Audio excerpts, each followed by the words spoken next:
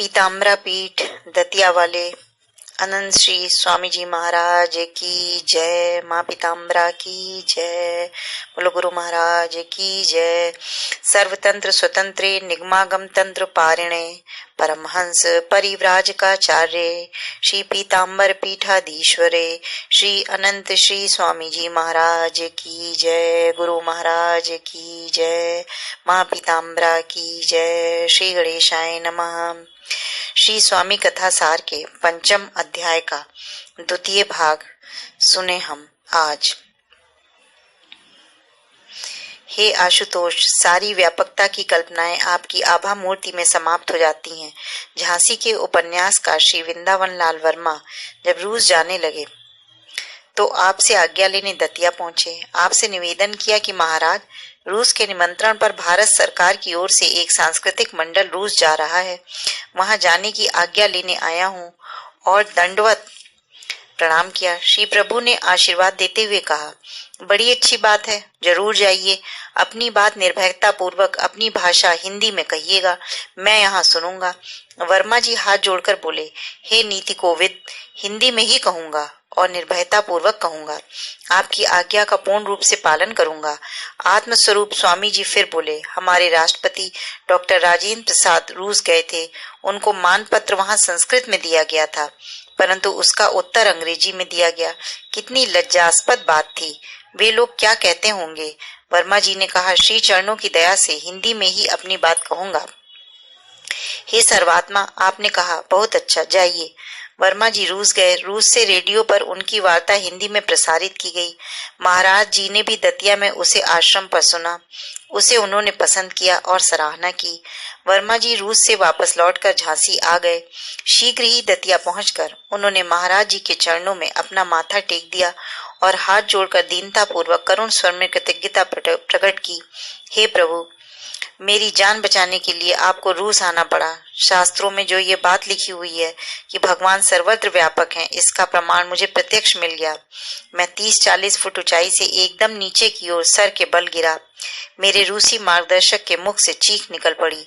वह समझा कि मेरे मरने का दोष उस पर आएगा, किंतु महाराज जी, आपने वहां पहुंचकर मुझे बच्चे की तरह गोद में ले लिया और आधे मिनट बाद नीचे रखा। वह रूसी गाइड तो समझा था कि उसके सर पर कलंक आया, पर वह आश्चर्य में पड़ गया जब पृथ्वी तल पर मुझे खड़े हुए तथा हंसते हुए देखा। वह बोला, वर्मा जी, आप तो वास्तव में बड़े कुशल खिलाड़ी, स्पोर्ट्समैन रहे होंगे। मैं उससे क्या कहता, क्योंकि महाशक्ति महारक्षक की बात उससे कहनी व्यर्थ थी। कृपा सिंधु को पुनः प्रणाम करके बोले कि मैं समझ गया आप कौन है। यह मेरी मति दृढ़ हो गई है कि निराकार परमात्मा साकार रूप में जीव मात्र के कल्याण के निमित्त धरती पर आए हैं। हे जगदीश, हे सन्यासी, आपके मर्म को लोग नहीं समझते। पूर्ण ज्ञान, योग और सेवा आपका मर्म है। आपके कृपा कटाक्ष का कोई और छोर नहीं है। भगवान वासुदेव ने ज्ञानी त्वात्मैव मेमतम कहा है।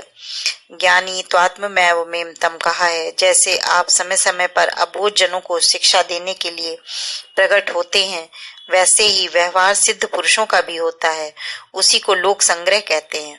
अपनी अपनी भावना के अनुसार उसे कर्मयोगी लोग कर्मयोगी, भक्त लोग भक्ति योगी तथा ज्ञानी ज्ञान योगी कहते हैं। वास्तव में इन तीनों साधनाओं का फल जीवन मुक्त पुरुष में ही देखा जाता है। उनका किसी के साथ विरोध नहीं होता, सर्वत्र समता रहती है। भक्त गोपाल दास ने अपने ग्राम में ही एक दुष्ट ठाकुर महाराज सिंह को एक झगड़े में गोली मार दी। हत्या के बाद सीधे भागकर दतिया आए। आपने दूर से ही उनको आते देखकर कहा, क्यों कर दिया 1 2 3, अब यहाँ क्या करने आया है। गोपाल दास ने चरणारविंदों में माथा टेक कर सिर्फ इतना कहा, त्राहि माम त्राहि माम। यह सुनकर अमृत सागर श्री प्रभु ने अपने एक सेवक से कहा, गोपाल दास के हाथ मुंह धुलाओ और फिर मेरे पास लाओ। हाथ मुंह धोने के पश्चात गोपाल दास ने कुछ चैतन्य होकर महाराज जी से कहा कि हे जगदीश्वर, अधमों का उद्धार करने वाले आप अंतर्यामी हैं, आप सब कुछ जानते हैं। जब मुझे दूर से देखकर ही आपने 1 2 3 कहा तो मैं समझ गया कि आप विश्व रूप परमात्मा जैसे गाय बछड़े का इंतजार करती है, उसी प्रकार मुझ पापी को चरणों में शरण देने को उतावले बैठे हैं। मैं आपकी शरण में आया हूँ। दैत्यवंशीय भक्त विभीषण को शरण में आया जानकर आपने उठकर उसे भरत की भांति प्रेम पूर्वक हृदय से लगा लिया था। इसी प्रकार गोपाल दास भी आपका भक्त था। श्री प्रभु ने कहा, तुम आ ही गए हो तो अब भय मत करो और सुनो, तुमने एक दुष्ट व्यक्ति को मारा है। यदि तुम न मारते तो वह निश्चय ही तुम्हें मार देता। लौकिक अदालत में जब ये सिद्ध हो जाता है कि बचाव में कोई वध हुआ है तो मुलजिम को छोड़ दिया जाता है। तुम माता के आगे अपनी अपील पेश करो। सबकी परमेश्वरी वो ही है, दंड देने का अधिकार उन्हीं को है। कत्ल का मुकदमा चला, फांसी की सजा हुई। हाई कोर्ट में भी फांसी की सजा कायम रही। परिवार वालों ने श्री महाराज के पास घटना की सूचना तार द्वारा भेजी। आपने समाचार मिलने पर अधिकारपूर्ण स्वर में कहा, नहीं नहीं नहीं, फांसी नहीं होगी। माता ने उसकी अपील मंजूर कर ली है। 10 माह तक गोपाल दास कालकोठरी में फांसी की प्रतीक्षा करते रहे।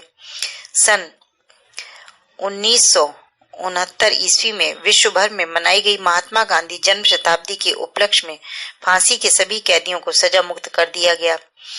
गोपाल दास सीधे दतिया महाराज जी को प्रणाम करने गए। श्री प्रभु ने मात्र इतना कहा, हम सन्यासियों को व्यक्ति विशेष के लिए कुछ करना मना है। हम लोग तो बहुजन हिताय बहुजन सुखाय कार्य करते हैं। मृत्युदंड प्राप्त गोपाल दास अकेले ही मुक्त नहीं हुए, वरन एक भक्त के कारण मृत्युदंड प्राप्त सभी अपराधी बच गए। बोलो माँ पीताम्बरा की जय, स्वामी जी महाराज की जय।